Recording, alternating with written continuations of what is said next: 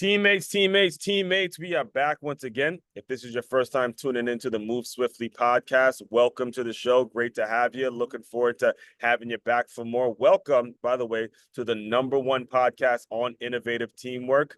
To my regular listeners, here we go again. Another gem, another incredible story.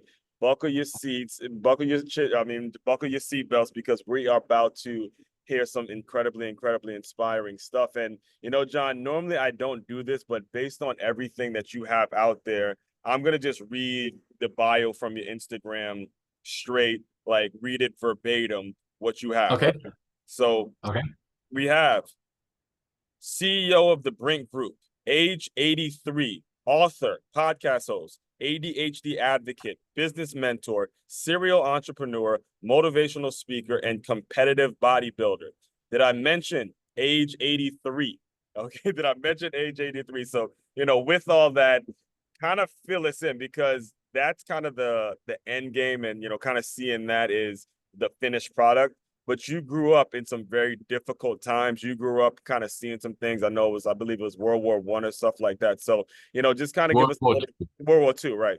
Give us a little bit about your background, and then we'll kind of fill in the blanks from everything that I just read. So the floor is yours, man. Okay, sounded all good. You got it pretty well right. I believe I'm the oldest competitive bodybuilder in North America.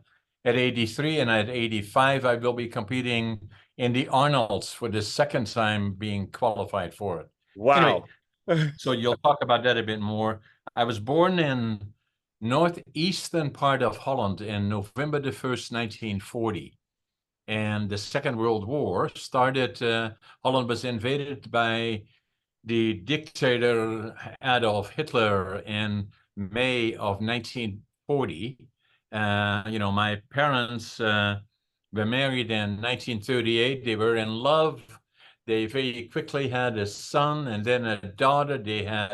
My dad had a career in the lumber industry, and they had a house, a place they were renting first. My goodness. And it was paradise. Yeah. Everything was beautiful. And then what happened? The dictator Adolf Hitler invaded Holland, but before he did, my dad was drafted into the Dutch army. And the last time they heard from him was that the last time he was seen, just before the bombing of Rotterdam, the whole center of Rotterdam, one of the biggest cities in Holland, was devastated and bombed by the Germans because Holland didn't surrender quick enough for them, and it killed thousands and thousands of people. So from that point forward, my mom was on her own with two little kids. It was May of 1940. Then I came along in November 1940, and then things became extremely difficult because, war is difficult. Yeah. And the first thing that I remember as being 3.5, 4 years old is when the Allied forces were bombing Germany, and we were in the northeastern part of Holland, within 10 or 15 minutes from the German border. And we would hear, I can still hear the sound from the time I was 3.5, 4 years old, 80 years ago, the sound of hundreds of bombers, 300 bombers, 350 bombers in the air. And in the distance, we could see them bombing Bremen, Wilhelmshaven, Hamburg, all of those places. And way in the distance, the sky was red. And my mom would take us outside because not to look at the beautiful plains, but the sound was unbelievable. But it was safer outside than inside. The next thing that I remember is what they call the hunger winter, it was the Germans had cut off all food supply to Holland, and there was nothing to eat. A lot of kids and older people died because of lack of food. It was also the coldest winter on record in Holland. And I remember being then 4.5 years old. We and my brother and sister were 1 and 2 years older than me. Every morning we would go out, the three of us, with gunny sacks into the railroad yard, pick up anything edible and burnable. And then the next thing is the Canadian Army liberated us on April the 12th, 1945. Mm. And we saw far too much that we should not have seen. And, but it made such an impression on me that I always knew from that point forward, when I grew up, I would go to the land of my heroes, Canada. Mm-hmm. And I did that. I wanted to go when I was 17, but my parents wouldn't let me. And Right. then I was drafted into the Dutch Air Force. And then I finally went to Canada when I was 23. And Right. so, but started with nothing, Yeah. absolutely nothing. I wanted to prove to myself that I was not successful academically. I Right. failed grade 3 and I failed grade 7 3 times. And then they said, what are we going to do with this guy? And so some people said, well, send him to the mentally challenged school. My parents said, no, we're not going to do that. We'll teach him a trade. And my dad was in lumber. And so they decided at 13, I left school and I should go to a furniture factory and become a furniture maker. Mm-hmm. That's what I did. And I really enjoyed it. And, and from that point forward, at 13, I became, kids are hard on each other, right? So all Yeah. the kids that I went to school with in grade 7 went to college and university, and I became a laborer. I'm proud of that today, but Yeah. then it was kind of down on. And Yeah. And I want to make sure I pause you on this point because one of the things as I was listening to you earlier that was incredibly intriguing and I guess sort of alarming to me was you didn't find out that you had ADHD until much later. And when it comes to you finding that out, there may be a parent listening in that doesn't know if their kid has ADHD, or there's teachers that kind of shrug off kids that have actually a condition. How do you and I know you have a book on it too, so you can feel free to speak on it as well. How do you think your academic life or your school life would have been different had there been just some awareness on your condition and how you were able to move forward and things of that nature? a very good question, Aswand, is that everything would have been different. Wow. And that's what I feel so strongly about it now, to share with other people my experience with ADHD. The book that you're referring See it. to I is see it. My man got it. I like it. yeah. And but for me, I never knew about it. And so I came to Canada in 1965. And then I left because it was my dream. But the other part is I wanted to start with nothing because I wanted to prove to me that I was just as smart as the other people that Right. had gone to college or university. And so I took a suitcase, leaving Holland, 3 books, two Right. sets of clothes, and some money. And Well, not I gotta pause you there. $25, folks. $25. I want to make sure I get the number right for you. He had 25, yes, and he still has it there. $25.47. So when he says some money, doesn't mean a 2000, whatever. He needs $25.47. Go ahead. That's exactly what I had when I came to Prince George in Mm-hmm. July 1965. But what I had lots of attitude. I was always an optimist, no matter how tough things get, still today, that Mm-hmm. no matter how tough things, I always know tomorrow will be a better. I will not tolerate around me negative. Passion, Absolutely. harder than anybody. Mm-hmm. And whatever I do, I give it 120%. Work ethic, I work harder than anybody. I still get up, even at nearly 84. I get up at 5:30 in the morning. I always make my bed, and I'm always in a hurry. And Mm-hmm. so that's kind of what I do. But the interesting thing about ADHD Mm-hmm. is that I was already successful when I came here. Very quickly, I became a supervisor in the lumber mill, and Right. then all very quickly. And then in the first 2 years, I already was part owner of a little mill. I could barely speak the language Mm-hmm. at that time because, and then, but I still didn't feel good about myself. I still, everybody said, "Oh, you're so successful." I didn't feel that way Mm-hmm. until one day, 32 years later, in 1997. I came here in July 65. In January 1997, after 32 years, I walked into a store and I picked up a book, and the title of the book was Driven to Distraction. written by Dr. Halliwell, who is an author of 18 books, 5 on distraction, is ADHD, as well as he is dyslexic, so am I, and extremely successful. I picked up the book and I had no idea. I still don't know why did I pick up that book, and I opened the book and it was about ADHD. And I said, oh my God, that's me. And so I wrote in the book in Dutch. Now I finally know who I am. And so that's changed my life.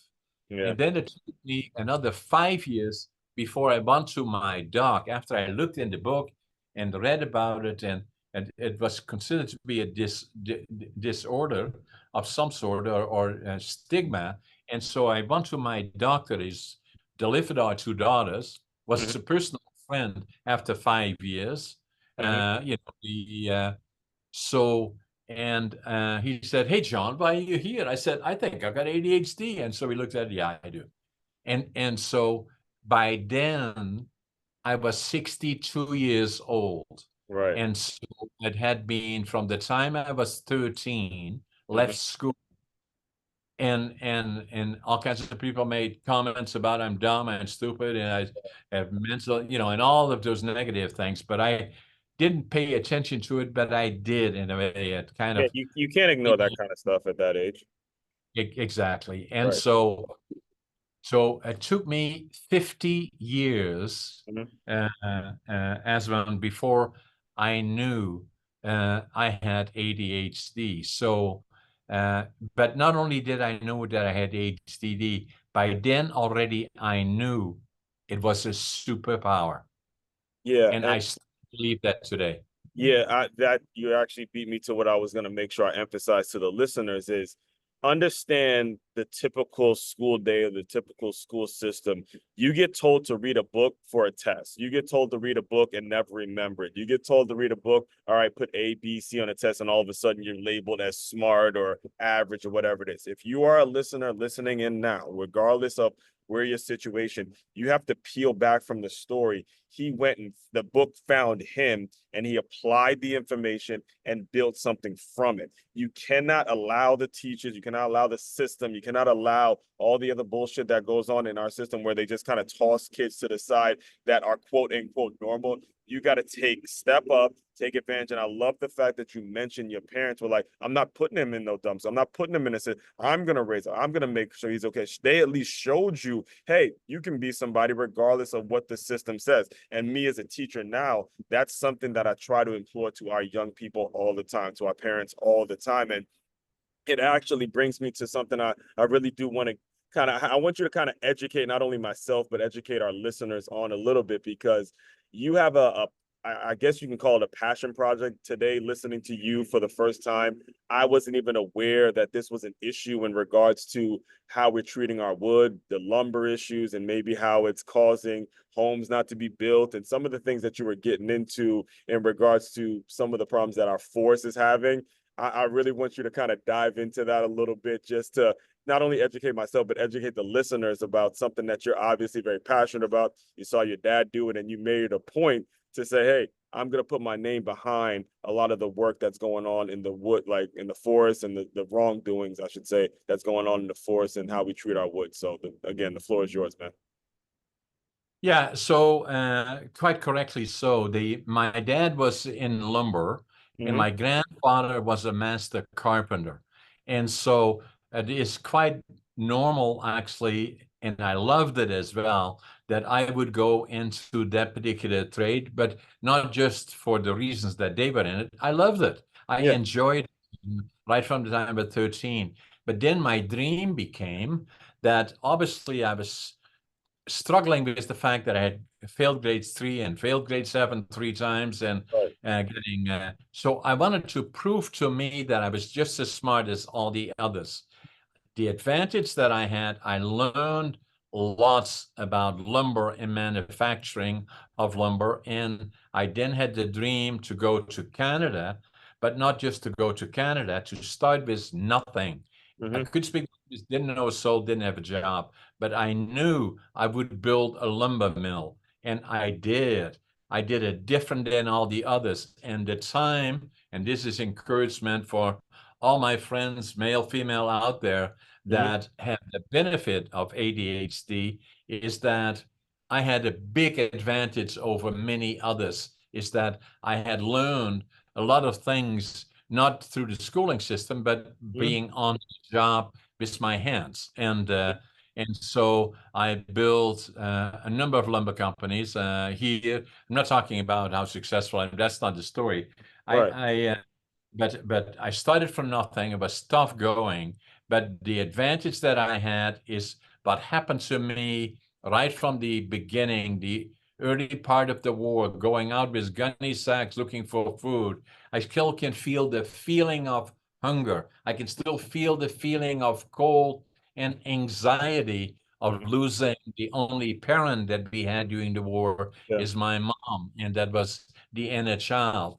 And so, but in spite of all of that, I kept going and knew that I would be successful. And a lot of people said to me, "You got to write a book about this." And but it's now if you kind of think about it as when I grew up in northeastern Holland, that's where they speak Dutch, but Dutch is High Dutch. Where I grew up was a dialect. So I had to go from, I love speaking dialect. The Yeah. people of High Dutch, they don't understand when I speak dialect. Right. So I had to acquire speaking High Dutch. I barely had that under control. Then I go to Canada now to learn to speak English. And then you got it. Right. I got you. Right. And then I wrote another book about that, Against All Odds. Right. And that's about not how successful John is. No, it's about all the ups and downs along the way and staying the course. And then the other one that I believe in is attitude, passion, work ethic Right. is the foundation, but will follow his success. So the causes that you're a part of and the things that you saw with the lumber mills, the challenges that you may have saw day to day to get certain contracts and stuff like that. Can you speak a little bit about how those day-to-days were and how those rough times were in terms of getting the business up and running, making it so people understand it's an issue? You know, what did you have to go through? What did you have to really do to make it so you built this business and actually fix this issue? Yeah, for me, lumber manufacturing was something that I grew up in even when I was 13. My grandfather And did, did you my dad. see issues? You saw issues like even at 13, like there were Oh, yeah. probably exposed to. Yeah, Yeah. that's where I wanted to go. That's the direction I wanted to go in. Right. And then going to Canada and saying, Canada, where in Canada would I then be going if I want to build a lumber mill or I have the opportunity British Columbia? Because if you look at, for all our guests watching us, Canada, big country, obviously, British Columbia, big province.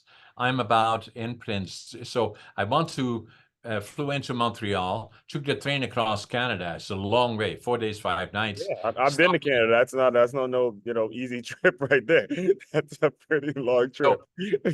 So I stopped in Vancouver, went to the immigration department, but I couldn't speak English. But there was a German fellow, I could speak some German. I Right. told him what I wanted to do. I want to build a lumber mill. He said, go to Prince George. That's where I am now, 60 years. That's about 500 miles north Right. of Vancouver. And it's in the middle of the province. Lots of trees, lots of forest, and lots of opportunity. That's what I want to applaud you there because this is a very, very, very valid point. And as again, as a listener, if you got a goal, if you have a mindset, if you know what you want, I want to make sure you're really tuned in to this part of it. When you go to this guy and you say, I want to build a lumber mill, what was that actual moment in that conversation like? Because when you know what you want, I always say it all the time. When you actually really know specifically what you want, there's going to be a way. You will find a way to get there. You'll go and you'll walk to another state or country. You'll move wherever it is you have to. Me, myself, I knew I wanted to be in Florida. So I drove from Maryland, 16 hours just to get here. So can you kind of walk us through that moment where he said, go to Prince George, and then again, 60 years later, you see the result? Yeah, so I knew that I wanted to build a lumber mill. I knew I had to go to British Columbia. I didn't know which place in British Columbia, but Yeah. I wanted to start with nothing. So then when I came off the bus, couldn't speak language, didn't know soul, and didn't have a job, but I had $25.47. Mm-hmm. And so within a year, I was a superintendent of one of the larger lumber mills here because I had experience and I'm good at what I do. Got And it. I had attitude, passion, work ethic, Mm-hmm. plenty. And so then an opportunity presented itself within a year and a half. I was superintendent already. I had it made. Mm-hmm. You've used a lot of, but not for me. I wanted to build a mill. I wanted to buy an ownership, Yeah. but you need money for that. So I thought there was an opportunity to buy into a small lumber mill, Mm-hmm. and that's what I did. Okay, John, where was it? It was in Watson Lake, Yukon. Hmm. And that's another 600, 500 miles further north. Yeah. It's 1,000 miles north of Vancouver. And Mm-hmm. so that's where I went in July of 1967 and became general manager, part owner of Watson Lake Lumber. Now, the interesting thing about Watson Lake is that in the wintertime, the coldest that I've seen there is 62 below zero. He said coldest. Coldest, Wow. 62 below zero. Yeah, that's So I was there for 5 years. that's cold. No, just leave it at that. So I stayed there for 5 years, then went back to Prince George, where I am now, started with virtually with nothing, 3 employees, and started a lumber manufacturing plant, adding value to, because the trees were all taken by other people. So Right. I had to find a way of producing a product that was that I could create a demand for. What helped me Yes. is I had experience from the time that I was 13 years old. I understand manufacturing. I understand lumber. I know what you can do with it. I Hmm. see opportunity. So, so that's what I did, and started with 3 employees. Today we have 3 or 4 different companies, lumber companies, and probably employing in the lumber side alone around 400 people or so. And then I also have a warehousing company, warehousing logistics and distribution, the largest one in northern British Columbia. And then we do real estate, residential, industrial, commercial, and industrial. So what was So that launch product that you were able to create the demand for? I took lower quality lumber, broke it down, took the defects out of it, laminated it back together again in finger joining. So that made the product not equal to, but better than the existing solid products. Mm-hmm. And that's what I started with, was the first one to do that Mm-hmm. in Canada, and then developed a market for it, mainly in the United States, actually. And, so, and now nearly 50 years ago, my company quite successful. And, So you know, what was it like? What was the alternative before you came up with that, and how? Because I want to make sure listeners understand that these great brand businesses build businesses. It doesn't happen with what you probably see on TV. It starts with one product, fixing one problem, and fixing that alternative or making it an alternative from something that people didn't know. Actually, currently in the process of listening to a book titled "The Challenger Sale" by Brent Adamson and Matt Dixon. And he's talking about how the real sellers, the ones that really hit it big, they challenge their client to think of a product in a brand new way, or think of a problem in a brand new way. So what did you actually fix, or what did you replace in the client's mind? well, then I created a demand for that particular product slowly, gradually. It takes time to build it up. Yeah. The easy thing always, as one, is to buy an existing company, so that has been in operation. But I couldn't afford that. So I had to start something brand new, All right. find a product that, because of my experience, I could recognize that there was an opening in the marketplace. But then to get it off the ground, take some very innovative, and it's all in my book, Mm-hmm. Against All Odds. Yeah. The starting from the ground up is nothing. And so now 50 years later, it's been quite successful. Yeah. One of my Still is. favorite speakers says, you don't need a down payment on vision. You don't need a down payment on vision. All right. You just figure it out. All right, You're so absolutely right. you're successful with the business. You're growing. You actually I didn't even know that, but now you also do real estate, commercial, residential, industrial, and all that. You're not just doing business in Canada. No. And again, the typical person now sees that you built your business. You're great. You're like, all right, I'm happy. They don't say, okay, I'm gonna do bodybuilding. So how can you can you fill in the blank in terms of, all right, I got a successful business and now I'm gonna put in more work and I'm gonna start doing some bodybuilding to add. So please just take it away. As one, always, I was the same as everybody else is, Yeah. right? So and my wife is a vegetarian. I didn't listen very well. Uh-huh. I was not totally abusive in terms of what I eat, Right. but certainly not well enough. And Mm-hmm. then and I was one of the ones that every time at New Year, you're going to make, I'm going to do this, that, and I'm going to buy a membership to a gym. Yep. And we do Well, I that. worked in fitness, so I had a lot of you, like the resolution month folks. And you do that for about 3 weeks, and then you can find 100 reasons that you don't have the time Right. anymore. Right. And then something happens that gives you a shock. And what happened to me in 2008, I got a case of diverticulitis. There's a Uh, rupture of the colon, that it was not just pain, but a rupture. And if you don't get it attended quickly in about 48 hours, then it may kill you because it attacks all the healthy. I'm not a doctor, but that's basically. So I came about that close to wow. not making it. And then I knew I had to change direction. Mm-hmm. So I got an operation. They took out 12 centimeters of my colon, and and so then from there I was okay. Then from there, and then fairly quickly thereafter, in 2009, I Mm-hmm. started in earnest to go to the gym, Right. hired a trainer, and started to look very serious at diet, listening to my wife finally, and Shout out to the wife. Shout out to guys. Shout out to the wife on this one. so and then so after I've been and whatever I do, I give it 120%. Right, right. So after I was in the gym for about 6 years, somebody came up to us and said, "Hey, John, you ever think about competing?" I Mhm. said, "Me? Yeah." I said, "Well, why not?" Right. And so I did. And I started competing and for about 6, 7, 8 years. And then I started competing in Northern British Columbia, came in bodybuilding physique, came in second in bodybuilding, third in physique. That qualified me for the provincials. Came in Mhm. third in physique, second in bodybuilding. That qualified me for the nationals and the Arnolds. Mhm. And then COVID came, and then so that kind of upset things. And so today I'm training again, for going to the Arnolds in 2025. Mhm. And That in so Cali? here, that's the last book that I wrote. Came out yesterday, actually. Yeah. This book. I saw that, right. Yeah.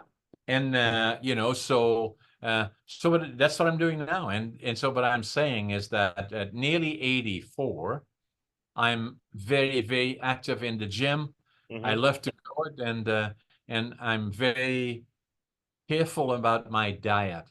Right. And so I feel great, and I'm still very, very busy. I work 12, 14 hours a day, and still have my companies and tend to expand them. And I enjoy life. Still writing another. I've done now 4 books, and I'm working on 2 other ones. One that comes out next April Mhm. about the lumber industry in British Columbia, and the other one is about, still no title, about communication issues, and so important. And that one comes out in August of 2025.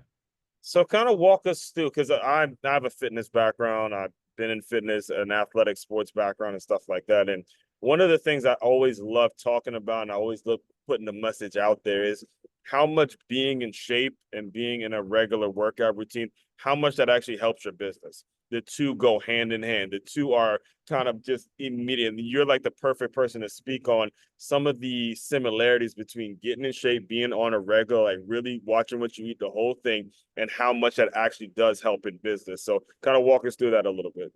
As one, it is critical for me in Mm-hmm. my business. You know, so that's what gets me up in the morning at 5:30.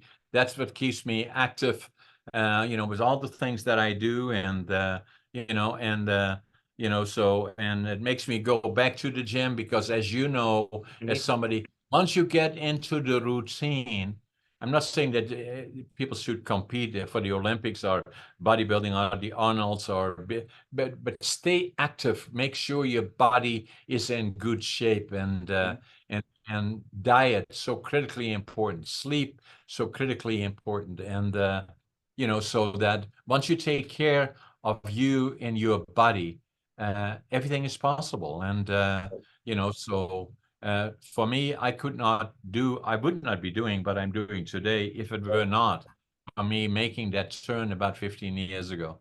Yeah, and I like to tell people all the time the refreshing mindset that it gives you every single day. Because look, every day in business ain't gonna be pretty. You're not gonna always get the sale. It's not gonna always happen. It is not fashion. It is a fight club.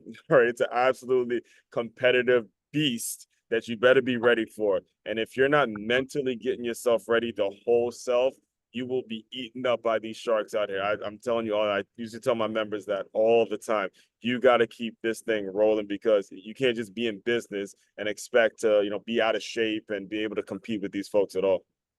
I've done this for 70 years since the time I was 13. I'm 83 now. I Yeah. say, bring them on. I'll Yeah. challenge anyone. And all those guys on CNN and all the other national networks that say, well, 80, you're too old and you should go to the old person's home and you need a nurse guide you. I say, and that really gets me pissed off is those guys. So I'm going to send them a copy of my book and Yes. say, guys, come on. And you want to talk politics, either in the United States, I don't talk all that much, but in terms of those, I have the mindset, and don't give me the bullshit that 80 is too old, and it's nothing to do with it. Age is just a number. It's your quality of life and being on the ball, getting up, taking care of your body, and then everything is possible. Yeah, and I'm kind of reluctant to bring it up, but we have two. You're not in the States, but we have two presidential candidates that are a little like around your age, and there's every excuse made in the book about their age and how they're not ready and all that kind of stuff. So you are completely debunking that entire myth about you're too old to do this and you're too old to do that. And the world needs more people like you because what I've learned is because of that mindset. A lot of kids, I know, 23-year-olds who feel like they got to settle down. I know, little teenagers now that have decided, look, I'm getting too old, and they just stop living. And it's a tragic thing. It's a tragedy to actually see when young people just start giving up on their futures and things like that. So the world needs more of you, man. Yeah, so what I hear as one is that, the one guy is 80 and blah, he's too old and blah. Yeah. So as I understand it, the one guy, Joe Biden, is 81, and the other guy, Donald Trump, is 79. So what the hell are you talking about? Is the one too old and the other is not? So it's about experience. Yeah. That's what experience. And your And then, priorities. yeah, but yeah, stay fit, stay in shape, read my book and other people's books. And the other one that I say is that a lot of people say to me, how do you do all the stuff that you're doing? They're doing all this stuff. I say ADHD, that's how. It's a superpower. Yeah, it's just it became a superpower. The thing, and I want to make sure I make this one. I want to make sure I'm on the record saying this. The thing that you actually got made fun of, the thing that you teased him about, is actually the superpower that's allowing him to actually build a legacy, build generational wealth for everyone that comes behind him. So again, I want to re-emphasize that be careful when it comes to you teasing people. Be careful with how you make young people feel because they're gonna get it. They're gonna click on once they realize what the superpower is. There's no stopping them. They become absolutely unstoppable. And with that, John, I do want to be very respectful of your time. Can you just kind of put it out there? What's next? What do you see the next thing? Where is the organization going? Where are you trying to take it? And how can people, be a part of your vision and keep up with you and all that good stuff? So I'm going to be very active in business. I think things are a little bit tough, like because the United States is a big part of our market here as well. But things will start picking up this fall. I think interest rate will come down. So we are expanding both on the lumber side, the real estate side, warehousing, and then I'm a very active podcaster. I do about between 20 and 25 podcasts a month. Probably most of them being a host and then also guest, like on yours. Right. I love to do that, talking to the world. Yes. And then writing 2 other books. And, so life is great. And I fly around a lot, do a lot of business all over the place. And every time when I fly commercially in North America, the United States, and Canada, I sit by the window in the commercial planes, Yeah. and I look outside and I say, it's paradise. It Yeah. is paradise. And Right. so many people are bitching and complaining, but they have no idea. Yeah. I grew up in war and under the control of a dictator. Do not try. If you want to try it for a little while, go to Russia, go to North Korea, go to Venezuela, go to Hungary, for that matter, Cuba, and on and on and on and on. Do not, our government system may not be perfect, but the last thing you want is a dictator that will change everything. And Right. I know it. I've been there. I've seen the results. But it's still with me today. I can feel it. I can feel it on you. What's the best way for people to get in touch with you if they want to reach out or have you on their show if possible? JohnABrink.com. JohnABrink.com. All right. So with all that, John, the way I close out all the shows is I want you to kind of use your imagination a little bit. You are, let's say, you're about 5 or 6 years old. You're in elementary school. That little boy is getting teased. He's getting told he's stupid by the teachers. He's getting held back. There's all sorts of turmoil happening around you. I want you to pretend that version of John has just come into the Zoom room.